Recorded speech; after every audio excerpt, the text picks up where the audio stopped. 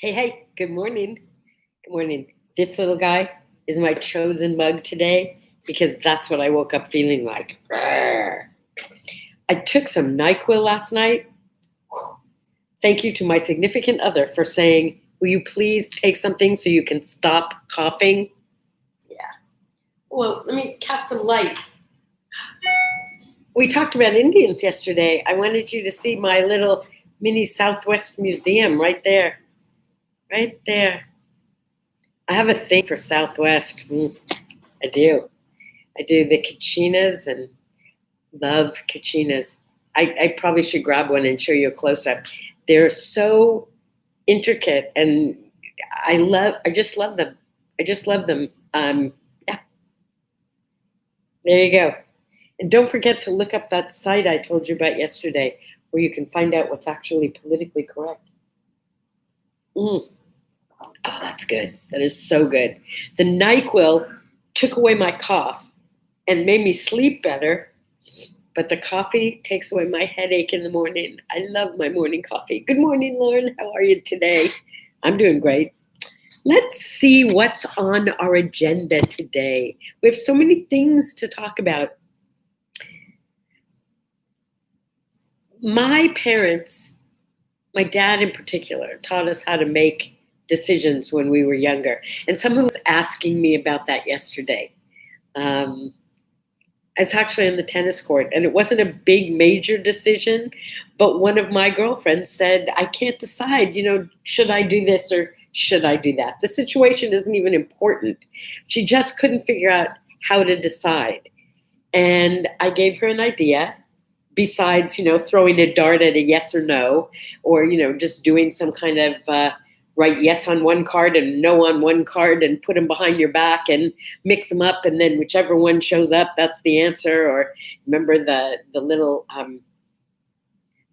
magic ball that you'd turn around and you'd spin it around and it would give you the answer. There's so many ways to throw a dart, blah blah blah. But here's one that my father taught me early on, and I've heard other people talk about that I just love. Let me read your comment first. Oh, Lauren, I'm so happy. Lauren got a copy of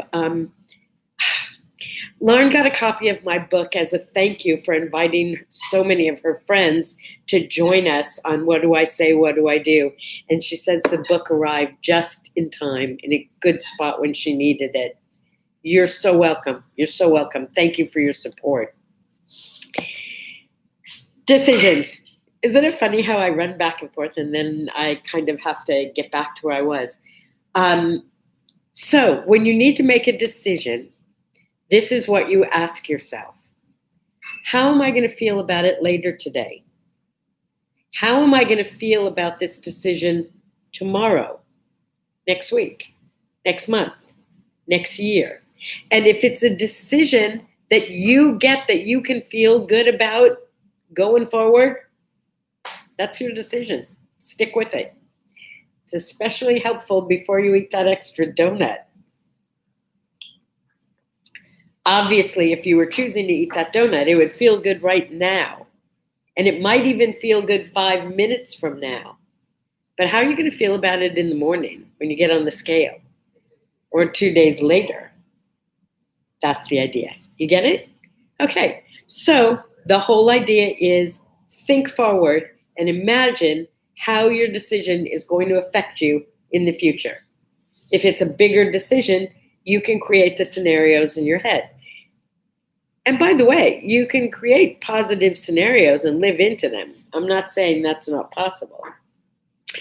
So while we're talking about my dad, today is the anniversary of the first Minuteman missile being tested. The Minuteman missile was what brought my family to California back in 1960, I believe. He was hired by a company called Space Technology Laboratories, which later became TRW, which I'm sure you're all familiar with. Anyway, he was the guy in charge of reliability for Minuteman missile. It was his job to determine whether or not the missile was going to work. He worked on reliability for a lot of things. And by the way, it was both difficult and awesome to have a dad who was that kind of detail oriented and was always looking at something to see if something was going to work. Really taught us kids a lot.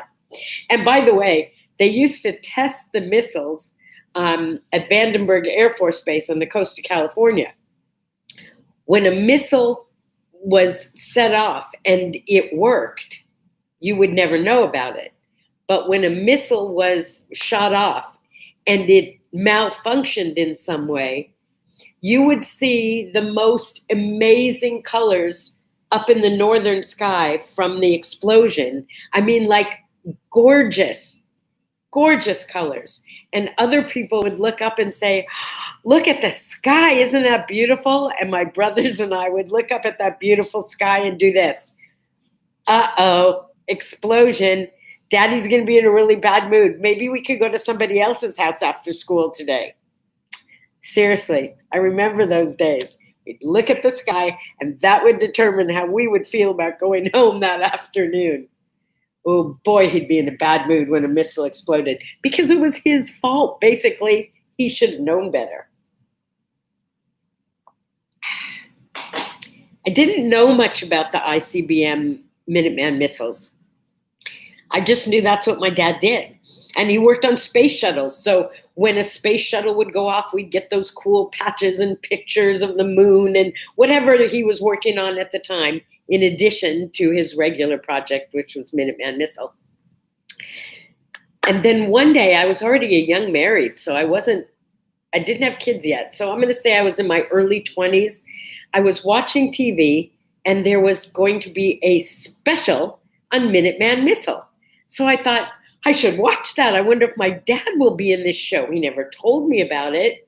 So I turned to that show, and I remember them starting out by talking about the number of people that a Minuteman missile could kill.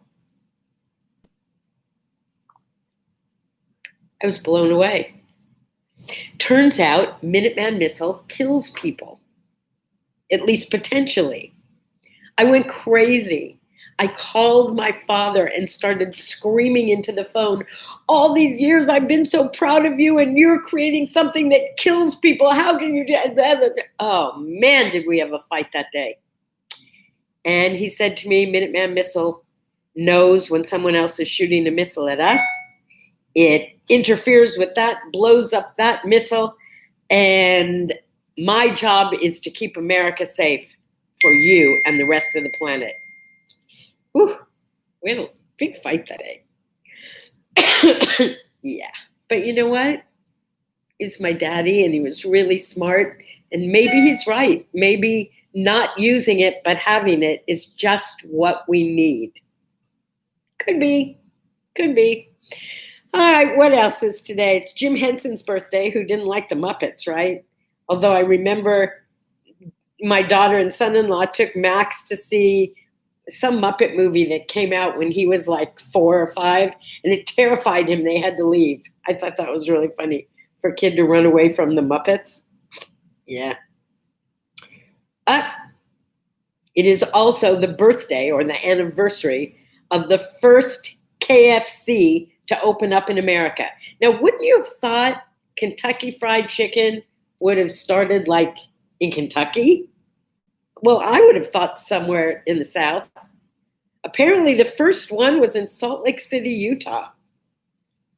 I can't tell you why they would have picked that, but here's what I can tell you. It is definitely one of my comfort food choices. I don't think I have it more than once or twice a year, but when I do, gotta have the whole meal though. Gotta have the biscuit. Gotta have the mashed potatoes and gravy. Gotta have the coleslaw. I love the wings. Love the wings and the breasts. That's me. KFC. Oh, it's bad for you? Yeah. Next thing you know, they're going to tell you that cigarettes are bad for you. What can I say? But I don't smoke. No. I used to smoke. It doesn't look like this would be a person who smoked, but yeah, I smoked for a very long time and I quit a number of times. Or as Benjamin Franklin said, quitting smoking is easy. I've done it millions of times myself.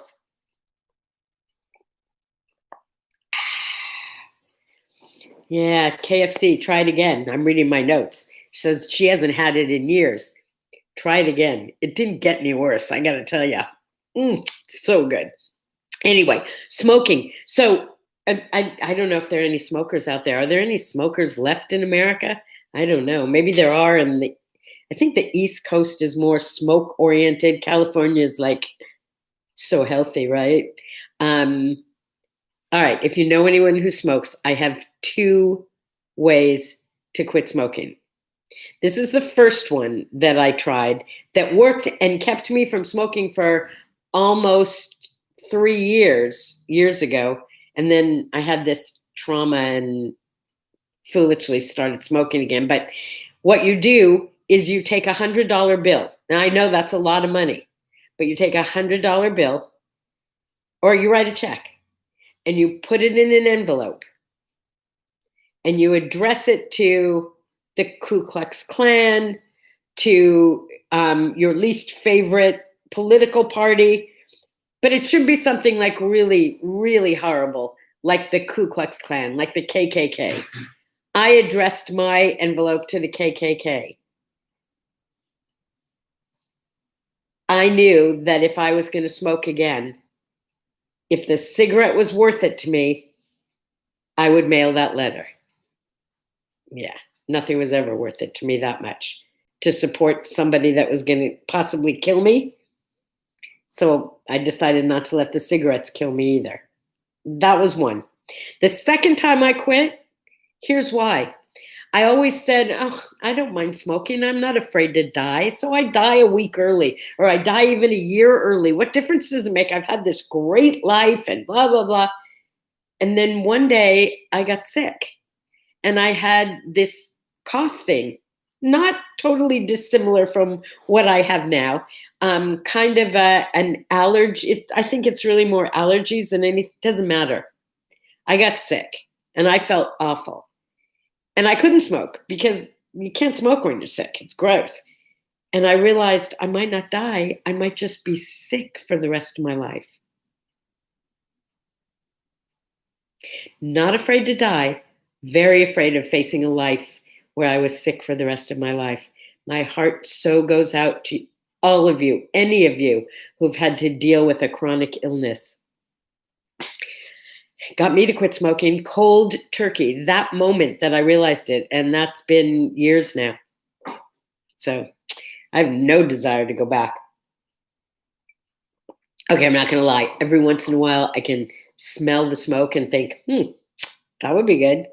But that hardly ever happens anymore. Don't smoke, okay? No smoking. 1958 was the first episode of the Donna Reed show. We talked about that just the other day because yesterday was Paul Peterson's birthday and Paul played the son on the Donna Reed show. Yeah. Oh, they were like so the perfect family, hardworking doctor, beautiful teenage sister was Shelley Fabre. Do you remember her? She was also a singer. So, of course, Paul Peterson, and he became a singer.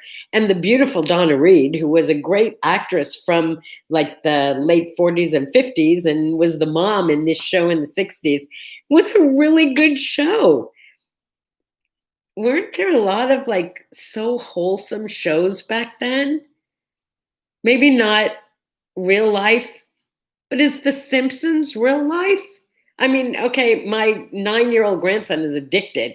In fact, he just had his mother go out and spend a fortune to get him Simpsons Vans. Yeah, seriously. Simpsons, 9 years old, loves The Simpsons.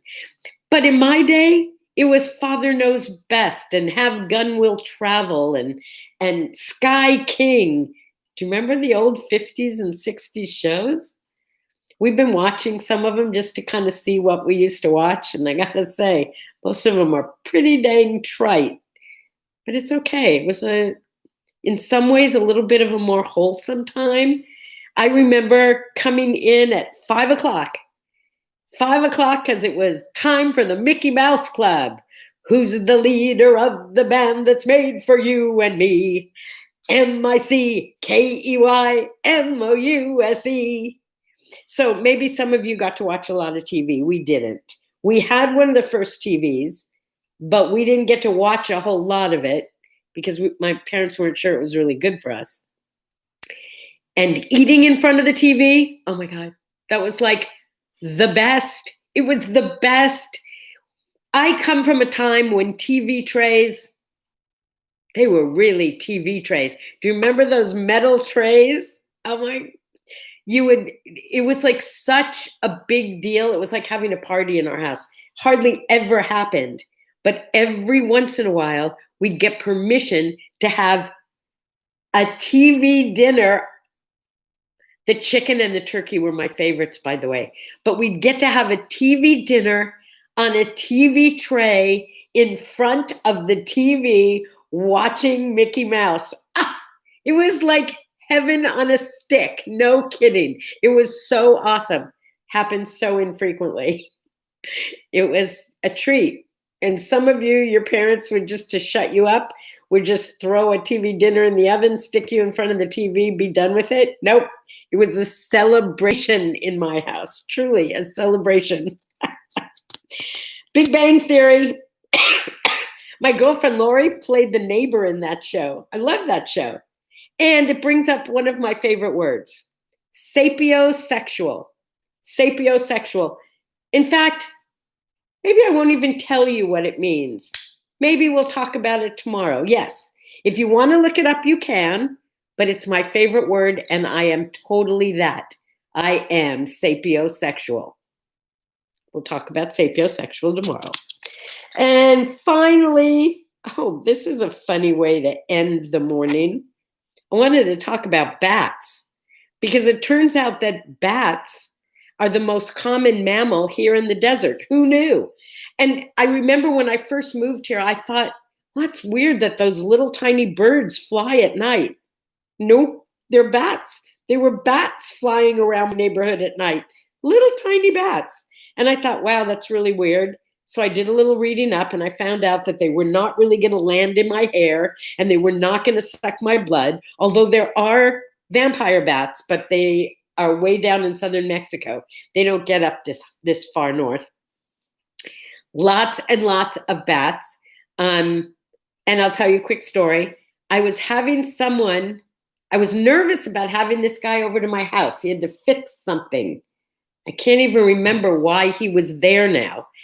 Doorbell rang. I was supposed to meet him at a certain time.